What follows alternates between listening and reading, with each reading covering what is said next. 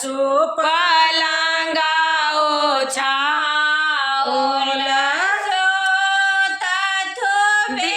बेटी जूता हे नब बर नब कानिया सूता थू बेटा पूता हे नब बर नब कानिया सादी चोतो हाटी बैसु ससुर जी के बेटिया हाटी सो तो हाटी बैसु ससुर जी के बेटिया आगा में चादर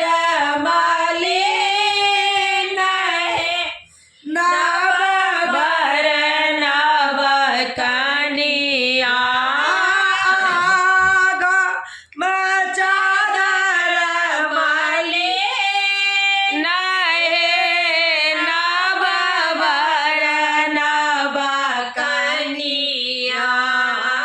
तेरा बाबा चाना सब सुनलनी कनिया सुबे खट छोड़ी भुइया लटी जा ये नब बर नब कनिया खट छोड़ी भुइ लटी जा नब बर नब कनिया से रखिया बाहरी से लगी गे चेड़िया आंगना बाहरी से लगी गे चेड़िया मोड़ो ननद कमल बजाई गे नब बर नब कनिया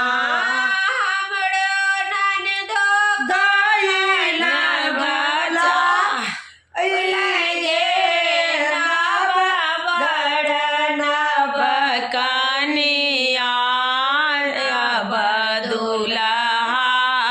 नब